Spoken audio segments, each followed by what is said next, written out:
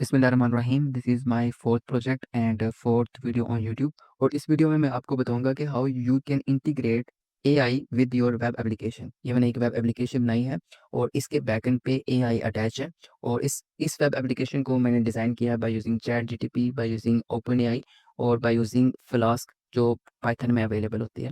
और इसके साथ इस वेब एप्लीकेशन में one of the good thing is इसके साथ डेटाबेस अटैच है, जिसमें user log in and sign up करके इसका पार्ट बन सकता है। So let's review what I have created because it is part of my video. So in first part I will just review what I have created ताकि आपको idea हो, and the second part of the video जिसमें मैं again live coding करूंगा और यही web application बनाऊंगा।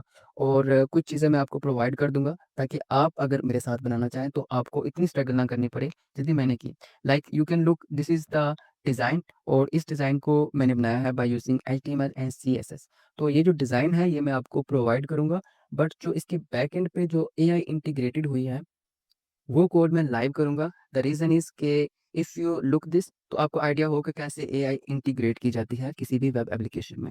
If you are in the field of AI या सॉफ्टवेयर या किसी भी फील्ड में, you can take this as your beginner level project. ये बहुत ही simple and very easy.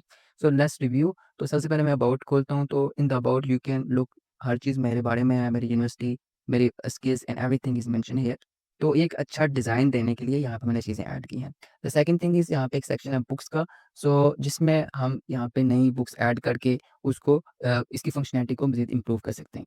The third section is a home section जिस पे इसका जो व्यू है, इस पे एनिमेशंस ऐड हुई हैं that you can look here. तो what is the purpose of this application here I want to tell you कि इसका जो बेसिक पर्पस है इस वेब एप्लीकेशन का इस design to give recommendation to the user. जो भी बंदा इसको यूज़ करे तो वो एआई बेस्ड चैट बोर्ड है जो कि यूज़र को हेल्प करेगा what you need to read on the base of their interest. तो यहाँ पे ये इसका चैट बोर्ड है, यहाँ पे अगेन मेरा नेम मेंशन है because I have created this. तो इसके नीचे यहाँ पे सजेशन टॉपिक्स हैं। If you don't have any idea in the mind you can go with this. तो इसके बाद यहाँ पे क्रिएटर के बारे में लाइक अगेन मेरी चीज़ें हैं। और ऑन द फुटर यहाँ पे कुछ लिंक्स ऐड हैं। तो लेट्स स्टार्ट कि इसकी वर्किंग कैसी है। आई विल से हाय। तो देखें, तो इसका ये response on the chat I can look. तो इस वीडियो में मैं आपको ये भी बताऊँगा कि ये रिस्पॉन्स बैकएंड से यहाँ तक कैसे पहुँचा। और जो यहाँ पे मैं चीज़ इनपुट कर रहा हूँ, आई लाइक टू रीड, मैं कहता हूँ self growth, sorry, wait a second, self growth books. तो देखते हैं ये कैसा रिस्पॉन्स करता है। और इस वीडियो में मैं आपको बताऊँगा जो ये मैं टाइप कर रहा हूँ और जो वहाँ से रिस्पॉन्स आ रहा है ये कैसे आ रहा है, क्योंकि ये जो वेब एप्लीकेशन है ये लाइव भी नहीं है, लाइक क्लाउड पे नहीं है, ये तो बैकएंड से रन हुई है। लाइक यहाँ से देखें तो ये पीछे यहाँ से रन है बैकएंड कोड से। तो ये कैसे रिस्पॉन्स आ रहा है, in this video you will learn this, okay.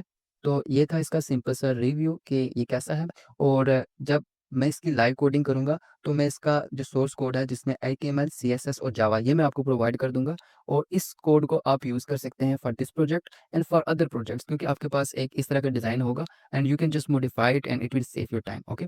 So live coding करने से पहले मैं कुछ चीज़ें आपको बता देता हूँ दैट विल हेल्प यू कि जब मैं लाइव कोडिंग करूँगा तो आपको बेसिकली 4 पाइथन फाइल्स चाहिए। सबसे पहले app.py जिसमें हमारी फ्लास्क होगी, और उसके बाद आपको एक चाहिए run.py। अगर आप ये ना भी करें इट्स ऑन यू, मैंने ये अलग इसलिए की हुई है ताकि इसको डिबग करती रहे, ओके।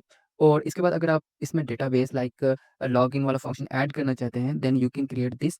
ये मैं आपको इसलिए कह रहा हूँ कि आप क्रिएट कर लें because after this I will try to rewrite everything. और उसमें मैं ये करूँगा कि मैं लाइव कोडिंग करूँगा और वॉइस ओवर नहीं करूँगा। मैं जस्ट राइटिंग करूँगा और मैं जो कोडिंग की स्पीड है उसको इंक्रीज़ कर दूँगा ताकि वीडियो लंबी ना हो।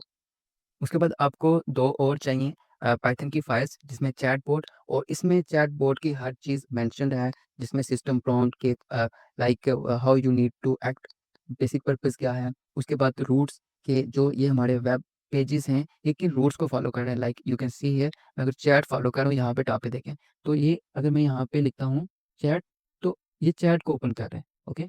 तो ये किस तरह रूट फॉलो कर रहा है, ये यहाँ से कंट्रोल है, इसके रूट्स यहाँ पे मेंशन है। और जो मैं बात कर रहा था कि वहाँ से मैसेज यहाँ पे कैसे आ रहा है, तो इस वर्ड पोस्ट से आ रहा है। तो ये जब मैं कोडिंग करने से पहले आपको हल्की-हल्की चीज़ें बताऊँगा और इट्स वेरी ईज़ी। इसमें बेसिक जो लाइब्रेरीज़ यूज़ हुई हैं, ये है इस import डॉट ओएस। ये तो सिर्फ़ ऑपरेटिंग सिस्टम के लिए है। डेट टाइम ये होता है कि लाइव टाइम यानी कि सेकंड्स को कंट्रोल करने के लिए। उसके बाद जो इम्पोर्टेंट लाइब्रेरी है वो है import ओपनएआई। उसके बाद जो बेस्ट लाइब्रेरी है, जो फ्रेमवर्क जो जो यहाँ पे ये डिस्प्ले करवा रही है, वो है फ्लास्क। और इस लाइब्रेरी को आप यूज़ कर सकते हैं if you want to control the database. तो अगर आप नहीं कर रहे तो you don't need to add this. और ये है डॉट ईएनवी। ये होता है कि अगर मैं ओपनएआई यूज़ कर रहा हूँ तो ओपनएआई की हमेशा एपीआई की होती है, और जो मैं नहीं चाहता कि डिस्प्ले हो तो मैं एक अलग फ़ोल्डर में डाल देता हूँ और इस फ़ोल्डर को मैं लोड करता हूँ अपने मेन कोड में बाय यूज़िंग दिस लाइब्रेरी। तो ये 4 लाइब्रेरीज़ यूज़ हुई हैं, इट्स वेरी सिंपल। तो मैं अपना कोड स्टार्ट करूँगा लिखना फ्रॉम दिस वन कंट्रोलर से। तो आप सबसे पहले इसको बना लें, then we will further move this.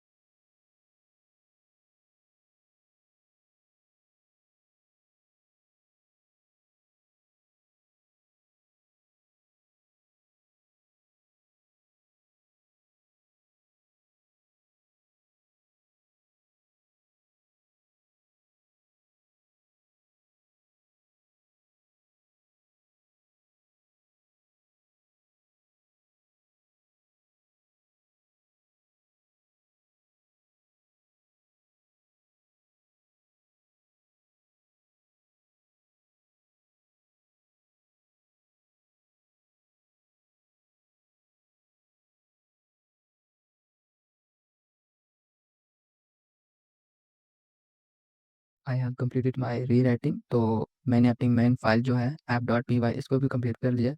मैंने बेसिकली 3 फाइल्स को रीराइट किया है, app.py और उसके साथ 2 कंट्रोलर फाइल्स जिसमें चैटबॉट ये थोड़ी लेंथी थी और रूटर जो था, इन तीनों को मैंने रीराइट किया है।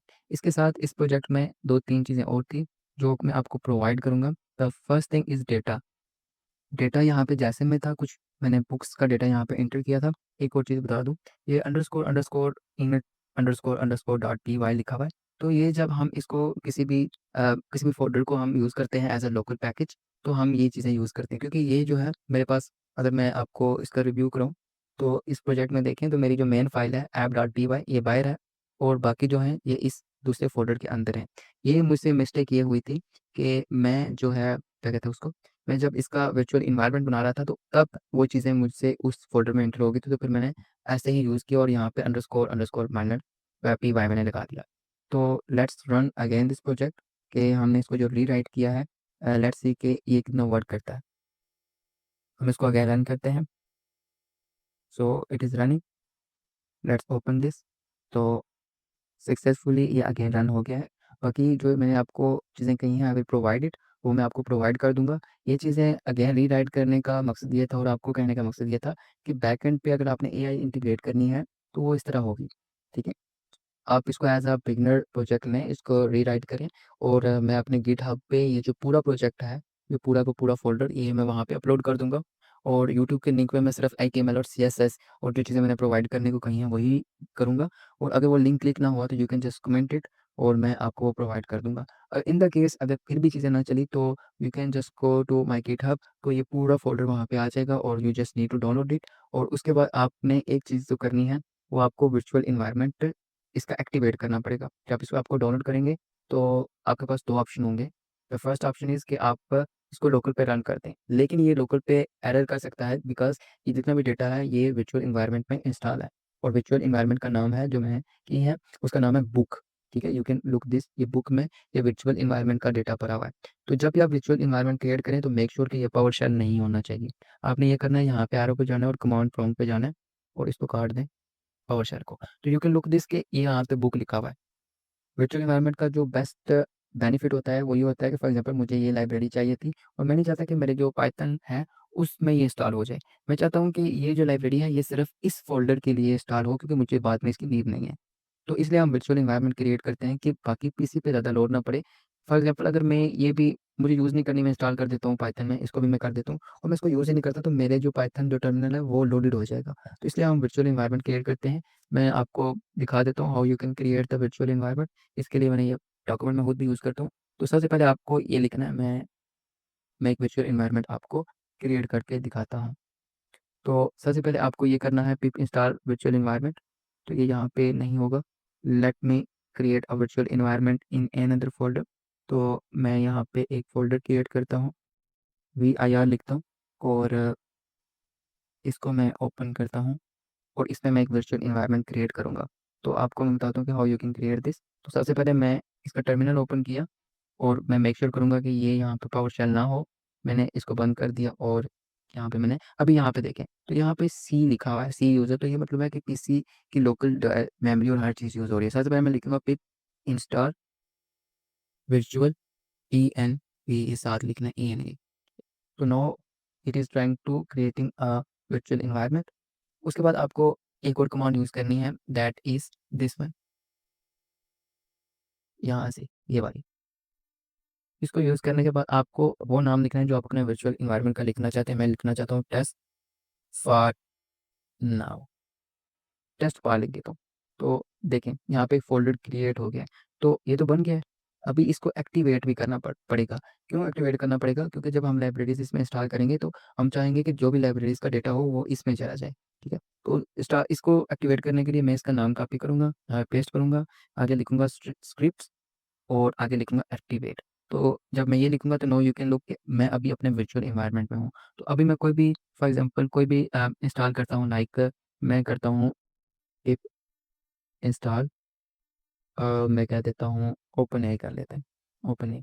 तो यू कैन लुक कि ऑलरेडी मेरा जो दूसरा कोड है, जो मैं यूज़ कर रहा था, तो उसमें मेरी जो ये प्रोजेक्ट रन हो रहा है, ये ओपन एआई से रन हो रहा है। लेकिन यहाँ पे देखें तो ये अगेन इंस्टॉल हो रहा है। द रीज़न इज़ कि ये एक और फ़ोल्डर में एक नई एप्लीकेशन के तौर पे इंस्टॉल हो रहा है। तो आपने जब जो मैं प्रोजेक्ट आपको दूँगा, तो ये बुक वाला, तो आप पहले ये तो चीज़ है कि आपने लिखना है बुक, जो आप अगर गिटहब से इसको डाउनलोड करेंगे, बुक डॉट स्क्रिप्ट्स।